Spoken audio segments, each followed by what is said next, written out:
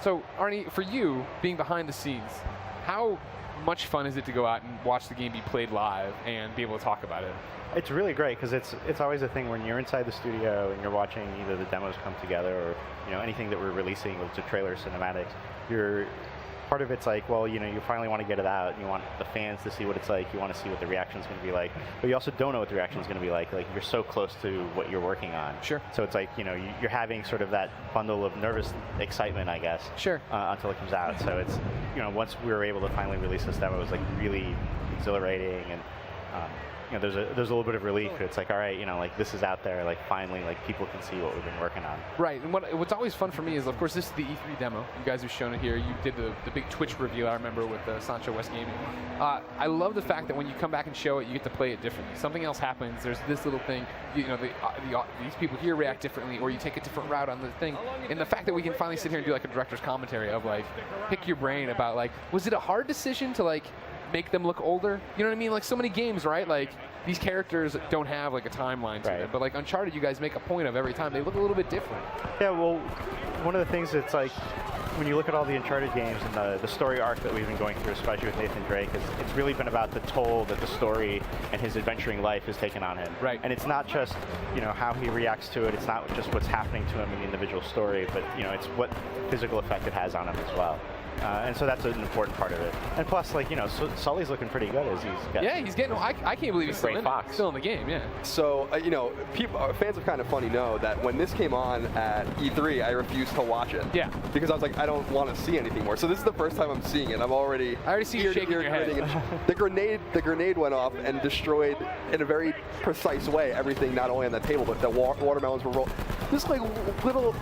I don't know, Greg. The story goes at PSX when you guys did the original reveal. Colin was next to me, and I'm watching it over here, and Colin's over here, and I just keep getting this elbowed right in the ribs. Are you seeing this? Are you seeing this? Just because it is, it's insane. It's incredible. Yeah. So I know some people have seen this. Well, a lot of people have seen this already, but I hadn't because I was trying to avoid it. Now I'm a captive audience. You have to watch it. And I have to watch it. And it's. I don't know. I don't know how you guys do this. I don't know how you do it. Yeah. Well, I'm really glad that you noticed all those details. I'm sure everyone that's worked on that really appreciates, because those are really minor details to see. Oh yeah, the melons are running off. Yeah, well, it's cool to see the one part of this of that right there. Look at the bag slowly deflate right as the beans or sand or whatever. These are the things that matter though, because all the little things come together to make a believable project, which is what Uncharted has always been to me. Right. That's all about being grounded in the game universe, right? I was gonna say in the game universe, yeah. Grounded as he jumps off. Yeah. Superman punches and catches a gun. Yeah, I mean he's murdered thousands of people, but it's got to be an exciting action sequence. It's true. You got to take some liberties with the fast-paced action genre we know so well. Yep. So do you guys feel? I've asked you this question before when I've seen you in the past, but I for people that haven't watched it or didn't read the history of Naughty Dog that I wrote when we were still at IGN.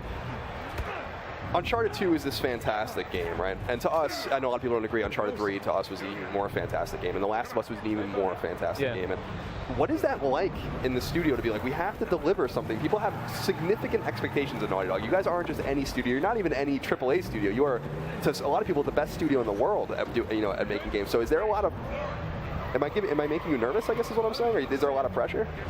There is some pressure. I mean, there's always that, what are we going to do next? How are we going to outdo ourselves? How are we going to really bring it to the console and with our next game? How are we going to, bring bigger action sequences, blend everything together? I think we're really fortunate in that with Uncharted 4, we're bringing one of our franchises to a next generation console, which we haven't done before. Right. And so that opens up a lot of opportunity for us, because we can say, okay, what types of things maybe were we limited by tech or time or a combination of both in previous consoles that we can approach here?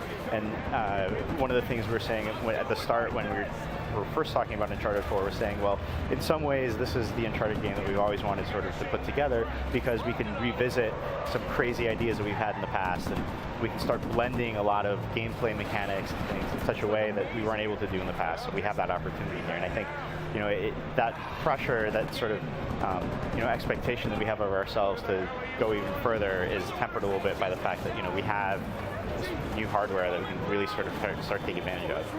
Now, I'm sorry. No, please. You got more to say that? No, I was just saying I can't believe how good this looks. And this is what I wanted to come incredible. back to, is the fact that, I remember talking to Neil and Bruce at E3, and they were talking about the fact that this isn't canned. You can go any one of, there's different paths there. So, I mean, you're talking about how you like that Colin sees the little things in the watermelon. It's the same way here, right? Of like, there's so many of these alleyways, no one will ever go down. Yeah, absolutely. And it's like you can play that differently every time you go. You can explore new alleyways. One of the popular questions we get is like, oh, like, is there only one way down? Like, how's it go? And it's like, well, you're always going downhill. Sure. Right? Like, that's what's happening, but you have so much choice beyond going downhill. Yeah. I was just thinking with all those little things, if you can get out of the car, we look for little treasures everywhere. How many treasures? I think I see a blinking mark in the corner. I gotta go. Get it. Hold up, Sully. need those trophies, Greg. I know you do. So, in October, we're going to get the Uncharted collection, which I know you guys, didn't port yourselves. Blue Point, kind of helped out with that. But are you guys excited with a lot of people kind of migrating over to PlayStation this particular generation that had not played the Uncharted games before? You're going to get a whole new crew of people that have never played these games before. So it was exciting for you guys to not only move on to a new console with an old franchise, but also kind of, you're going to gain millions of new people probably that want to play. Yeah, that was exactly one of the reasons why we were really glad to be approached to put out a collection on PS4 and find a great partner with Blue Point and put it out. It was because I've really known that so many people have come over to PS4 for the first time. They haven't experienced it. And I mean, even today at the show, and I was at PAX last weekend, and it's like people will come up and they'll say, like, I've always heard about Uncharted, but I never had a PS3. And it's great to hear that people are really looking forward to it, and that they knew about it even, they knew this was a game that they wanted to play, and that they now have the opportunity to do so.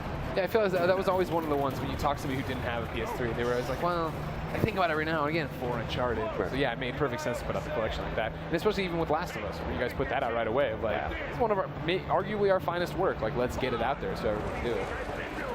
Now, God, I'm enamored. I'm not even. Oh, dude, wait till you see some of the stuff coming up here. Because if you haven't seen, no, I have not seen it. I know. I'm just again stressing for our new viewers. Greg, I've not seen it. Everybody at home in the chat, let me know if Colin's seen it before. I'm not sure if he's ever seen it before. Now, here's where it gets intense, Vivian. I'm sorry? The focus in this woman's eyes, I love it. She will not let Naughty Dog down. Now, Arnie, from what I understand, Vivian you found on the streets last night, and you brought her in to do this demo. So she's never played this game before. Nope, this is the first time. She's doing a fantastic job. Doing a fantastic job right here. Even here, though, look at like the mud effects as you cut through all this stuff. Now, look at that mud. Look at it, Colin. What do you think's gonna happen, Colin? They're gonna jump onto that crane, probably. Yeah, look at it. Go, he knows. Drake's a maniac. Look at his shirt. Look at his effing shirt.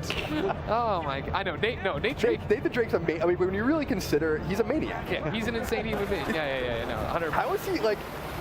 Every 5 seconds, I'm asking how this man is still alive for 3 games, plus Golden Abyss, so that's 4 games. And maybe even Fight for Fortune, that's 5 games. We're not counting 5. All right, no, 4 games. As a canonical entry, as with that. Now here, I'm stoked that you're doing this, Arnie, because my concern when they were like, oh, yeah, I got reached out to by Sony, and they're like, oh, hey, we didn't know you're hosting it. We would have done something different or special because they love you so much. Hey, GameStop, they don't care about. Greg Miller, they care about.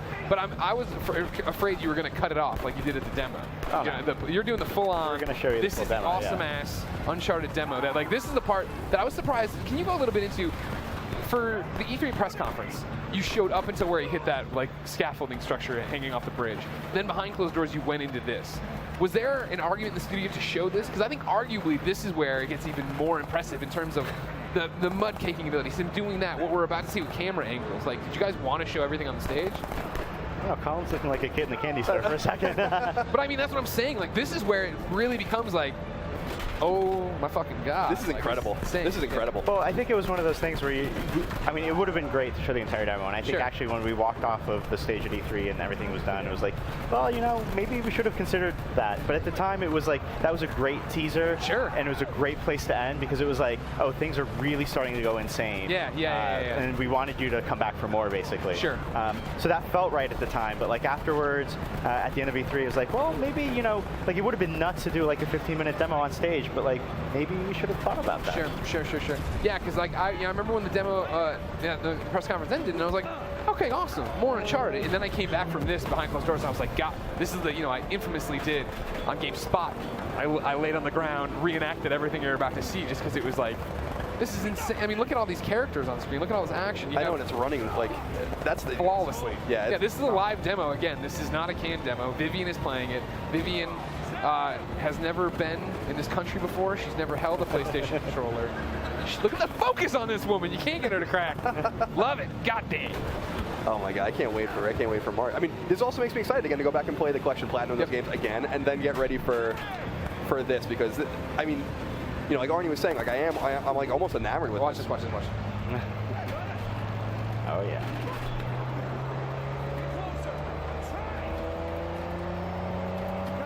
Okay, come on! Sam, get in the goddamn car! I'm faster! Stop arguing! Watch out! Oh, shit! Colin, I am telling you. Now watch this, Colin.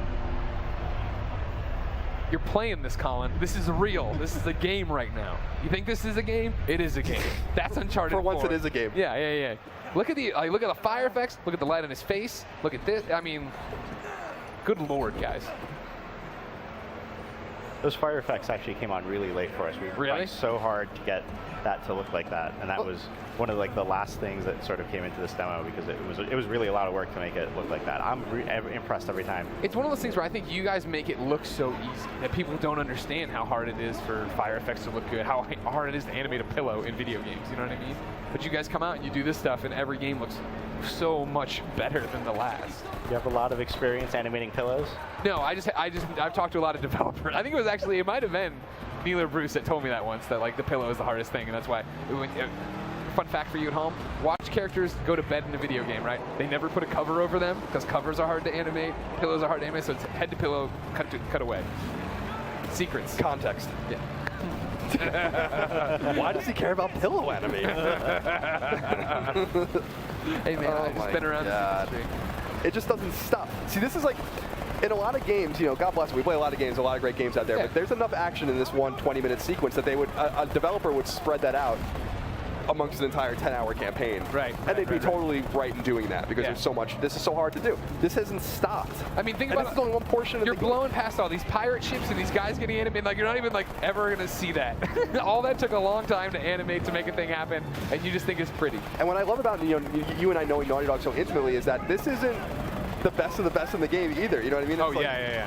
There's always a surprise. There's always something that you don't know. Whether I don't really want to talk about it in case people haven't played the other Uncharted games yet. But there's sequences we don't know anything about that you learn immediately, or story beats, or all those kinds of things, action sequences. So that's what's so exciting about this. What's the dynamic like in the story for you guys this time around? Obviously, this is Nate's brother here, played by Troy Baker and stuff. Is that fun to toy around with? Because forever it's been Nate and Sully kind of your anchor male character. Well, one of the things we've always said with Uncharted is, you're playing Nathan Drake, the story's centered around Nathan Drake, but you really learn more about his personality based on who he's surrounded with and what they draw out of him. Sure. And Sam's a really